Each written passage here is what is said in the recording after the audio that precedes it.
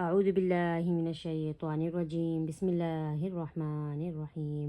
آج ہم سورۃ البقرہ کی آیات نمبر 111 سے ترجمہ اور تفسیر پڑھیں گے۔ وَقَالُوا لَن يَدْخُلَ الْجَنَّةَ إِلَّا مَنْ كَانَ هُودًا أَوْ نَصَارَىٰ تِلْكَ أَمَانِيُّهُمْ قُلْ هَاتُوا بُرْهَانَكُمْ إِن كُنتُمْ صَادِقِينَ۔ وقالوا اور وہ کہتے ہیں، لن يدخل الجنت کہ جنت میں ہرگز داخل نہ ہوگا، الا من کان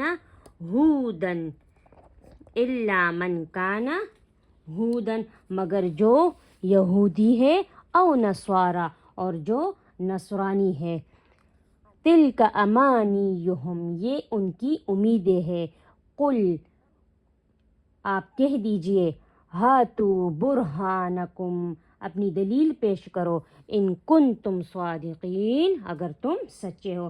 اس آیات میں اللہ تعالیٰ ان لوگوں کے غلط دعوے کا ذکر فرماتے ہیں جو یہ سمجھتے تھے کہ صرف انہی کا گروہ جنت کا حقدار ہے اور باقی سب لوگ جنت سے محروم ہیں۔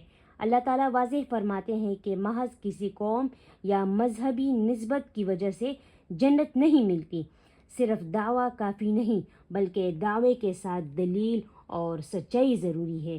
اسی لیے نبی کریم صلی اللہ علیہ وآلہ وسلم کو حکم دیا گیا کہ ان سے فرمایا جائے، اگر تم اپنے دعوے میں سچے ہو تو اپنی دلیل پیش کرو۔ اللہ کے ہاں کامیابی صرف خواہشات اور دعووں سے نہیں بلکہ ایمان، اخلاص اور اللہ تعالیٰ کی اطاعت سے حاصل ہوتی ہے۔ ہمیں بھی اپنے اعمال کے بارے میں صرف یہ سوچ کر مطمئن نہیں ہونا چاہیے کہ ہم مسلمان ہیں، بلکہ اپنے ایمان کو مضبوط کرنا، نیک اعمال کرنا اور اللہ تعالیٰ کے احکامات پر چلنے کی کوشش کرنی چاہیے۔ بَلَىٰ مَنْ أَسْلَمَ وَجْهَهُ لِلَّهِ وَهُوَ مُحْسِنٌ فَلَهُ أَجْرُهُ عِندَ رَبِّهِ وَلَا خَوْفٌ عَلَيْهِمْ وَلَا هُمْ يَحْزَنُونَ۔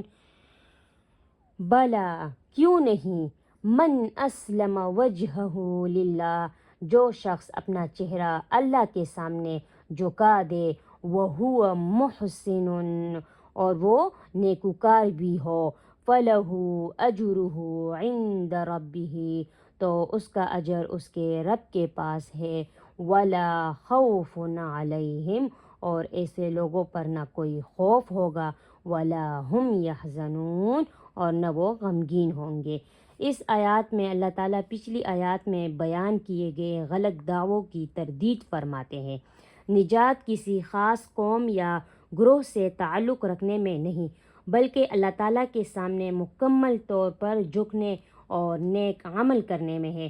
من اسلم وجہہ للہ کا مطلب ہے کہ انسان اپنے آپ کو اللہ کے سپرد کر دے، اس کے احکامات کو قبول کرے اور اپنی زندگی اللہ کی رضا کے مطابق گزارنے کی کوشش کرے۔ صرف زبان سے ایمان یا نیکی کا دعویٰ کافی نہیں بلکہ اخلاص کے ساتھ اللہ کی اطاعت اور نیک اعمال بھی ضروری ہے۔ اللہ تعالیٰ فرماتے ہیں کہ ایسے شخص کے لیے اس کے رب کے پاس اجر ہے، یعنی اس کی نیکی ضائع نہیں ہوگی بلکہ اللہ تعالیٰ سے اس کا بدلہ عطا فرمائے گا۔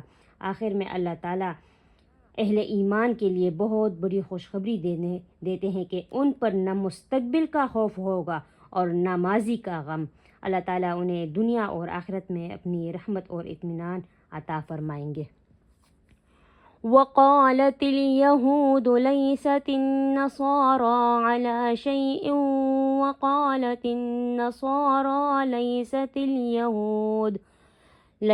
اليهود على شيء وهم يتلون الكتاب كذلك قال الذين لا يعلمون مثل قولهم فالله يحكم بينهم يوم القيامة فيما كانوا فيه يختلفون۔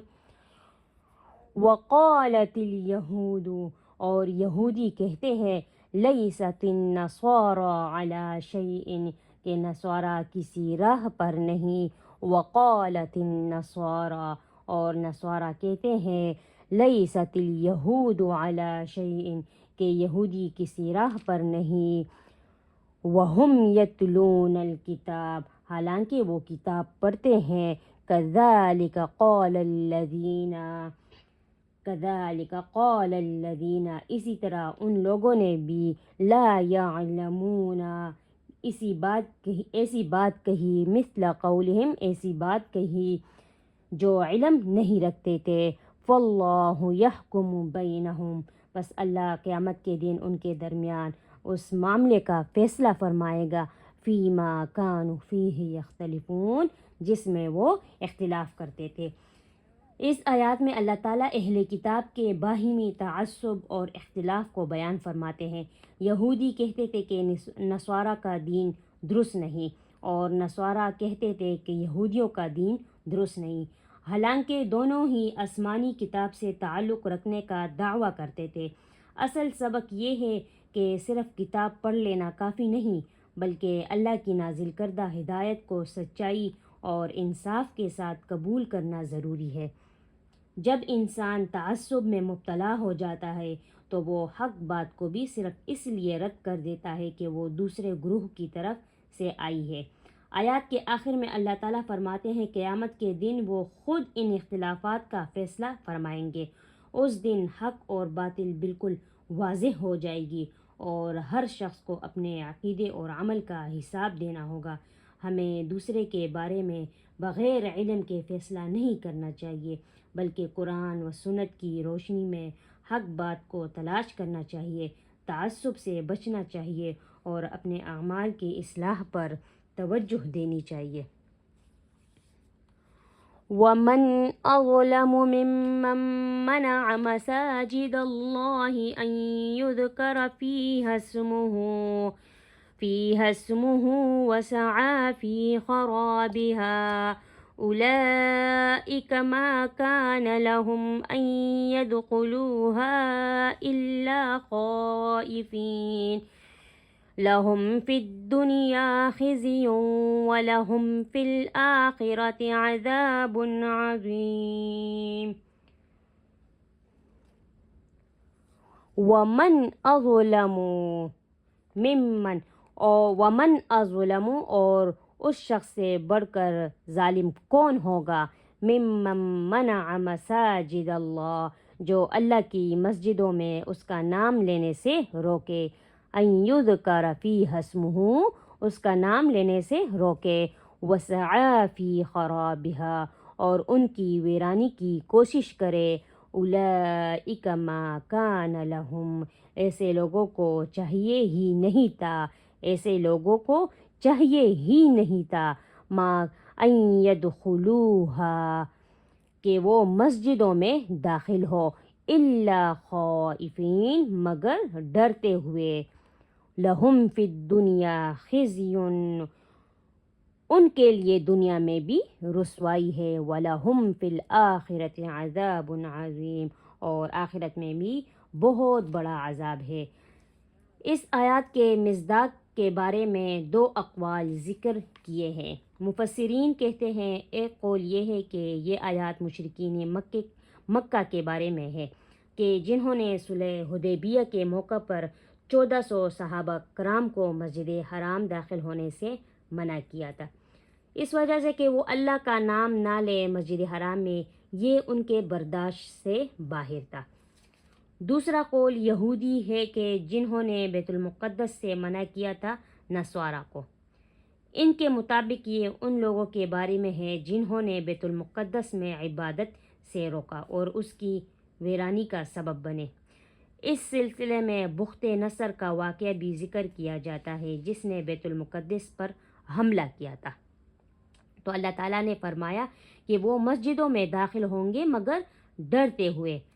ان کے لیے تو دنیا میں بھی رسوائی ہے اور آخرت میں بھی بہت بڑا عذاب ہے.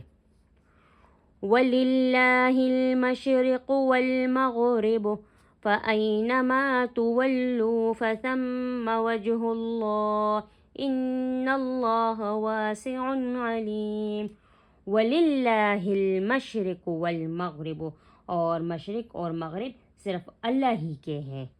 فَأَيْنَمَا تُوَلُّوا، بس تم جدھر بھی رخ کرو، فَثَمَّ وَجْهُ اللَّهِ، اللہ کی طرف متوجہ ہو جاؤ گے اپنی رحمت سے۔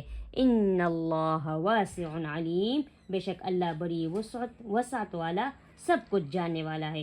اس آیات کے بارے میں کچھ اقوال ہیں۔ ایک مرتبہ صحابہ کرام رضی اللہ تعالی عنہم تاریک رات میں سفر کر رہے تھے، قبلے کی سمت معلوم نہ ہو سکی، ہر شخص نے جس کا دل جمع نماز پڑھ لی، صبح کو بارگاہ رسالت میں اپنا حال عرض کیا رات کے سفر کا، تو یہ آیات مبارکہ نازل ہوئی۔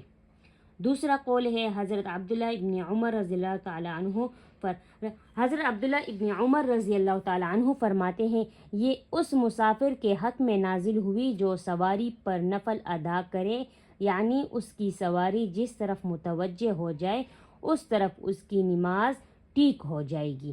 ایک اور تیسری قول ہے کہ جب خانہ کعبہ کو قبلہ بنایا گیا تو یہودیوں نے مسلمانوں پر اعتراضات کیے اور ان کے رد میں یہ آیات نازل ہوئی اور بتایا گیا کہ مشرق اور مغرب سب اللہ ہی کے ہیں، جس طرف چاہے قبلہ معین فرمائے، اعتراض کا کوئی حق نہیں۔ مفسرین نے خاص طور پر جب آدمی سفر میں ہو اور قبلہ کی سمت معلوم نہ ہو سکے تو اپنی استطاعت کے مطابق سمت معلوم کر کے نماز ادا کرے۔ اللہ ہمیں اس پر عمل کرنے کی توفیق عطا فرمائے۔ اگر زندگی رہی تو اگلی ویڈیو میں پھر ملاقات ہوگی۔